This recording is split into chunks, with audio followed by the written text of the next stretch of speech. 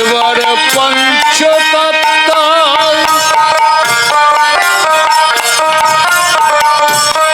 করে জানি নবদ্বীপের গৌর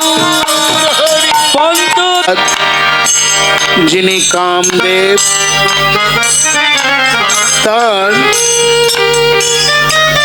বড় অভিমান ছিল। অভিমানটা কি? অভিমান অহংকার এটা কি? আমি এই ত্রিজগতের শ্রেষ্ঠ কায়ী, শ্রেষ্ঠ অঙ্গধর, শাস্ত্র তাকে একদম নিষেধ করে দিয়েছে।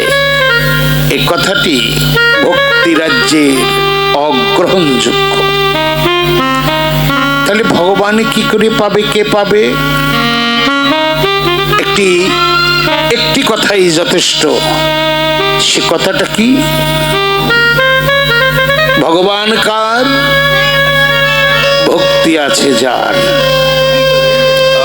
যার ভক্তি আছে ভগবান তার কাছে। তাকে পেতে হলে ওই একটাই যথেষ্ট, অচলা ভক্তি। তার বিনিময়ে ভগবান তার এখানে আসবে ওখানে আসবে ইত্যাদি তা না, যে কোনো কোলে ভক্ত আসতে পারে জগতে। তাই ভক্তের আর কোনো বর্ণনা দেওয়ার দরকার পড়ে না। ভক্ত শুধু তার একটাই পরিচয়, লোকটা ভক্ত। এই তাদের অহংকার কোনোদিনই হয় না।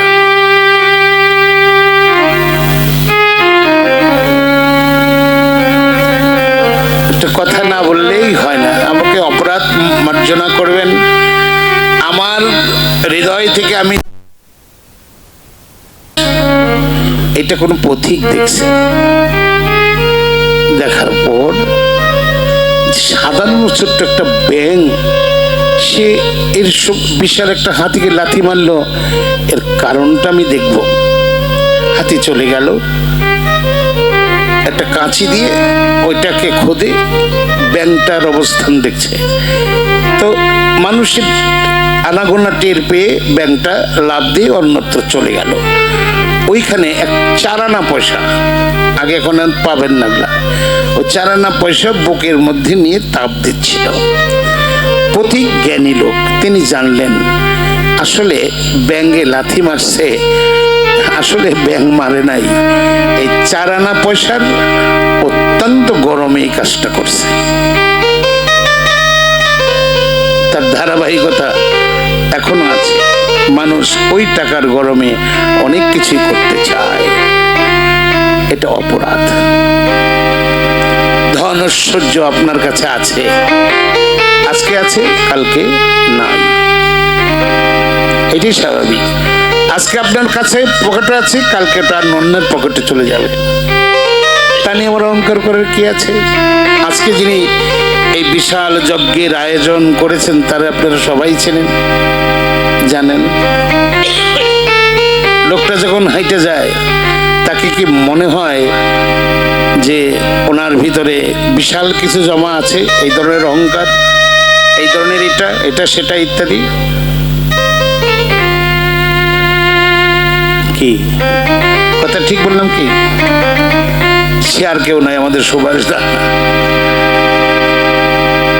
তার একটাই কথা, সব প্রভু করছেন। অমানি না মারো যেন কীর্তনিয়া সদা হরি, তাদের কাছে ভগবানের করুণা থাকবে না, আমার কাছে থাকবে? অসম্ভব।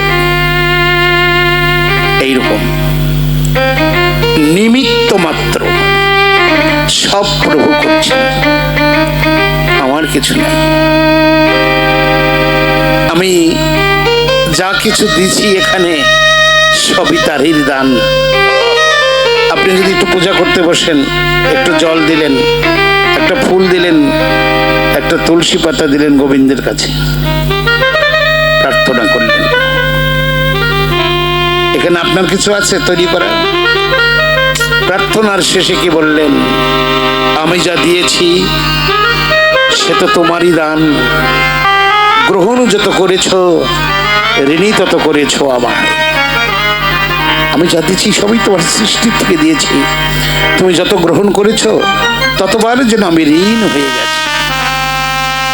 প্রণাম নিবেদন করে ভক্তরা এই কথা বলে। তো সেই অহংকারটা যেন আমাদের না হয়, না আসে, তার জন্য এই ব্যক্তিদের সঙ্গ লাভে, তাদের অঙ্গের বাতাস, এই সাধুগুরু সন্ত মহন্তদের অঙ্গের বাতাস যদি আমাদের অঙ্গে কোনোদিন লাগে, যত অশুভ জিনিসই থাক তা একদিন বিদায় হইতে বাধ্য। তাই মদন নিজেকে ছোট মনে করলেন। আচ্ছা, গৌরের রূপ আর আমার রূপ, আমি এতদিন কিসের বড়াই করেছি? ভুল করেছি, অন্যায় করেছি। গৌর চরণে প্রণাম জানিয়ে লজ্জায় মাথা নিচু করে মদনের রাজ্য ছেড়ে চলে গেল। এই রাজ্যে কে এলো? কে? আমার বৈষ্ণব কবি এই কেটা দেখলেন, কে এলো তিনি দেখলেন, কে এই কেটা দেখলেন, বললেন আমাদের কাছে, এলো নবীন নবীন মদন, এলো নবীন মদন, আর কামে গায়ত্রী যার উপাসন, সে যে অপ্রাকৃত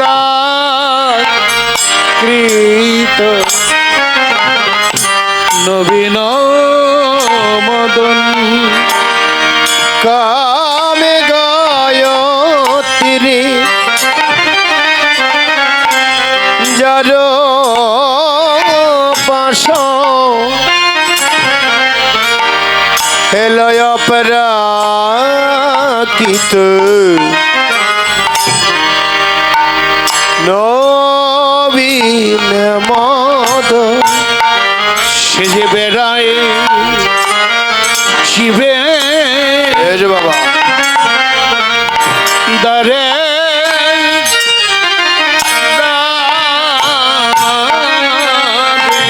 সে যে বেড়ায় জীবে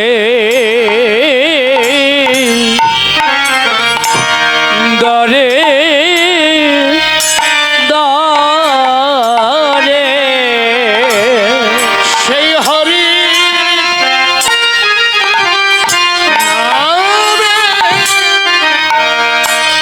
ধনী করি বেড়াই জীবের, শিবের দারে দারে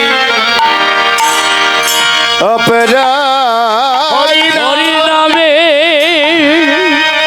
ধনী করে বেড়ায় জীবের দারে দারে। আর হরির নামের ধনী করি সে কলির জীবের হরে হরে, হরি নামে ধনী করে দরে, হরে হরে, আমার হরি নামে ধনী করে হরে হরে বেড়ায় জীবে দারে দারে দারে। আরে দূরে গেলো পকদা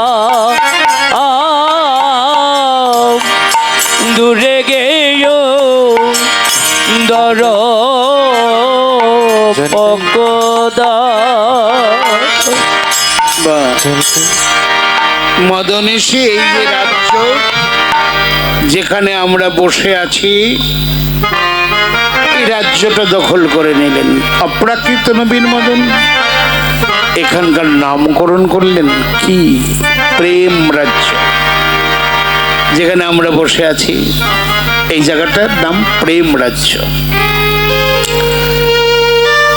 এইখানে মদনের অধিকার নাই, আসতেও পারবে না। তাহলে এই রাজ্যে কারা কারা আসবে? সকলের অধিকার আছে এইখানে আসার। নারী পুরুষ বৃদ্ধ যুবা যুবক যুবতী ভালো মন্দ সকলের এখানে আসার অধিকার আছে। সবাই আসবেন, এসেছেন, কিন্তু প্রবেশ করতে হলে একটি কথা বলতে হবে। এই যে ঢুকলেন, ঢুকে বসবেন, একটা কাজ করে বসতে হবে। কি? মায়েরা যখন বসবেন তো একটা উলুধ্বনি, বাবারা যখন বসবেন একটু প্রভুর নামের ধ্বনি দিয়ে বসুন। এই ধ্বনিটা শোনা মাত্র আপনার পাশে যে বসে আছে দেখবেন একটু জায়গা ছেড়ে দিয়ে বলবে, দাদা বসুন। তাহলে এই বসার অধিকার হয়ে গেল। এইবার প্রাণ ভরে শুনবেন। যাক, এই প্রেম রাজ্যের কোন এক নাগরিক, কোন এক নাগরিক দিবা অবসান কালে সুরধনী গঙ্গার ঘাটে জল আনিতে গিয়ে দেখলেন এক অপূর্ব অপরূপ রূপের মানুষ দোহাত বাড়িয়ে কাঁদিয়া কাঁদিয়া চলে যায়। এমন রূপ কোনোদিন দেখেনি। রূপ দেখে তার আর জল ভরা হলো না। ফিরে এলেন নিজ গৃহে। বসে বসে ওই রূপ ধ্যান করছেন, আর নয়নের জল বক্ষখানা ভিজায় দিয়েছে। আরেক নাগরী এসে বললেন, সখীরে তুই কাঁদছিস কেন? কি হয়েছে তোর? কেনই ভাই এমন হলি? বলতে পারিস কি? আর একটু আগে দেখলাম তুই জল আনতে গেলি, শূন্য কলসি কেন রে? তোর জল কোথায়? নাগরী বললেন, আজকের জল কলসিতে নাই, জল ভরে নিয়ে আসছি আমার দুই চোখে। এখানেই আমার জল ভরে নিয়ে আসছি, জল আমার কলসিতে নাই। আমি দেখলাম এক অপূর্ব রূপের মানুষ, তাকে দেখা মাত্র ওই রূপের অতল তলে হারিয়ে গেল আমার সমস্ত আমিত্ব। সবকিছু যেন হারিয়ে গেল রে। আমি নিঃস্ব হয়ে গেলাম। জল ভরার কথা আর আমার মনে নাই। অদৃশ্য হয়ে গেল সেই মানুষটি। অবচেতন মনে তাকে যে ভালোবাসলাম, কিন্তু কোথায় পাবো তাকে? বলতে পারিস?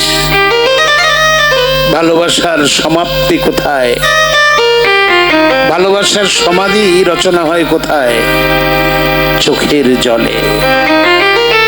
তাই তো আমার চোখে জল। আমি দেখলাম সখীরে, দেখলাম এত রূপের কি আর মানুষ আছে। দেখলাম এত রূপের কি আর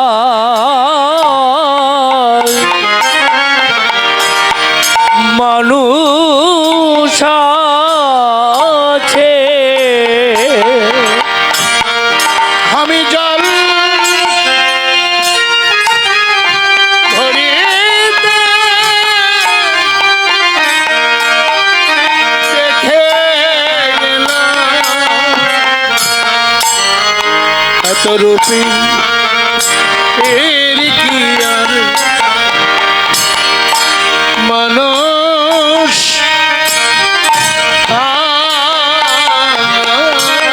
আছে। আমি এই এখনই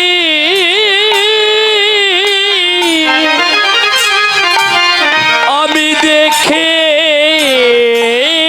এলাম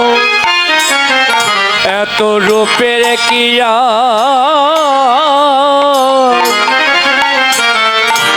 মানুষ আছে। মনে হয় বিধি গড়ে বুঝি দেখে বিধি গড়ে বুঝি দেখে নাই রে ও তারণু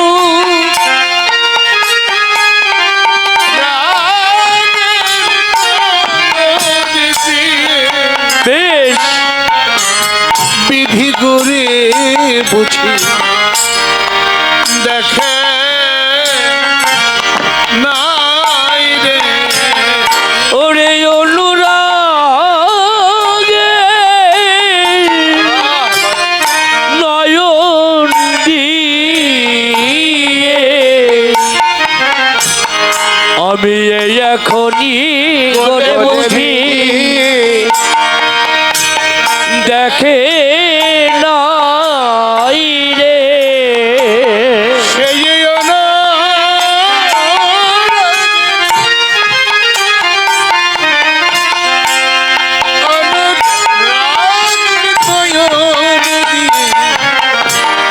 গড়ে বুঝি আর দেখে না। ওরে অনুরাগের নয়ন দিয়ে গড়ে বুঝি দেখে না রে। আরে অনুরাগের নয়ন দিয়ে গড়ে বিধি দেখে নাই রে। যাক, এসব কথা থাক। আমি যে রূপটা দেখে এলাম তার তুলনা দেবরে, কেমন দেখলাম তার রূপ। তাই